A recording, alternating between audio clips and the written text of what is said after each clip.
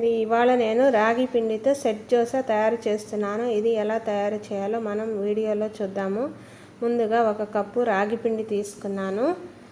1 cup Bombay రవ్వ, అదే cup 1 cup పెరుగు కూడా తీసుకొని కొంచెం సాల్టు, పెరుగు కూడా తీసుకోవాలి అదే కప్పుతో.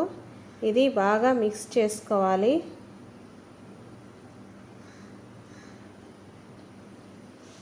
1 కప్పు వాటర్ వేసుకొని ఇదంతా కలిపేలాగా బాగా ఉండలు కట్టకుండా కలిసేలాగా అంతా మిక్స్ చేసుకోవాలి. మనకి ఇంట్లో దోశ పిండి, ఇడ్లీ పిండి ఇలాంటివి ఏమీ లేనప్పుడు చాలా ఈజీగా చాలా ఫాస్ట్గా చేసేసుకోవచ్చు. చాలా హెల్తీ కూడా రాగి పిండి వాడుతున్నాం కాబట్టి. ఇప్పుడు దీన్ని ఒక 10 to 15 మినిట్స్ నాననివ్వాలి. ఇదంతా కలుపుకున్నాక మూత పెట్టుకొని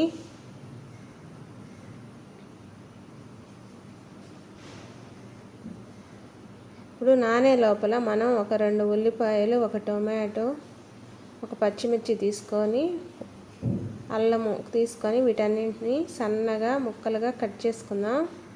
ఉల్లిపాయల్ని, అల్లము, పచ్చిమిర్చి ఇవన్నీ, టొమాటో ఇవన్నీ. ఇప్పుడు మనం ఇది ఒక 10 to 15 మినిట్స్ నానాక ఇప్పుడు దీన్ని మనం మిక్సీలో గ్రైండ్ చేసుకుందాం.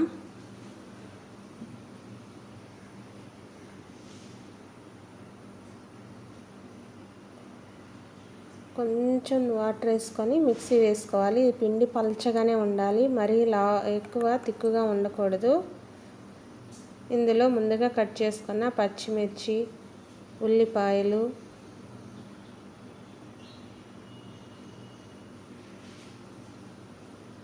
టొమాటోలు కూడా వేసుకొని ఇది అంతా బాగా మిక్స్ చేసుకోవాలి. కరివేపాకు ఇవి ఉంటే, కొత్తిమీర ఉంటే అవి కూడా వేసుకోవచ్చు. ఇదంతా మిక్స్ చేసుకొని ఒక 2 మినిట్స్ ఉంచుకోవాలి. ఇందులో కొంచెం వంట సోడా కూడా వేయాలి. వంట సోడా వేయడం వల్ల ఇవి బాగా పొంగుతాయి. ఈ దోశలు నేనైతే చాలా తక్కువే వేశాను. చాలా సాఫ్ట్గా, చాలా ఫ్లఫీగా వస్తాయి దోశలు.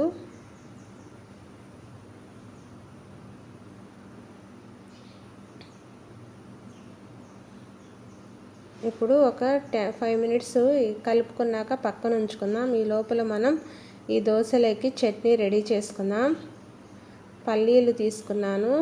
పల్లీలు చిన్న కప్పు తీసుకొని ఇవి అందులో ఒక 2 పచ్చిమిర్చి వేసుకొని వీటిని బాగా ఫ్రై చేసుకోవాలి. పల్లీలు బాగా ఫ్రై అయిపోయాయి. వీటిని దించుకునేసి ఇప్పుడు స్టవ్ మీద దోశ పెనం పెట్టుకొని ఇది బాగా హీట్ ఎక్కాలి. ఈ పెనము హీట్ ఎక్కాక అడుగున కొంచెం ఆయిల్ వేసుకోవాలి. ఇప్పుడు దోశ వేసుకుందాం.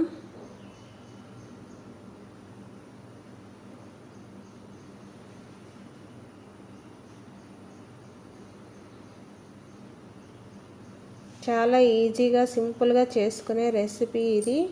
కంపల్సరీ ట్రై చేయండి ఒకసారి.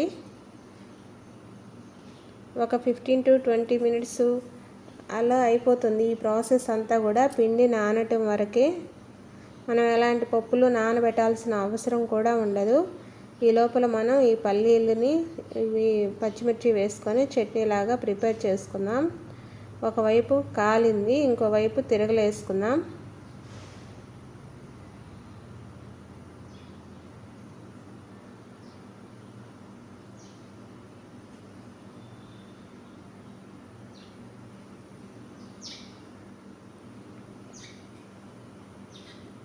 టేస్టీ సెట్ దోశ రెడీ అయిపోయింది.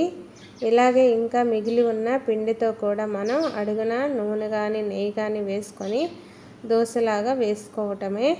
ఫ్రిడ్జ్లో కూడా పెట్టుకోవచ్చు. మా వీడియో కనుక నచ్చినట్లయితే లైక్ చేయండి, సబ్స్క్రైబ్ చేయండి. టేస్టీ సెట్ దోశలు రెడీ అయిపోయినాయి. Thanks for watching. బాయ్ అండి.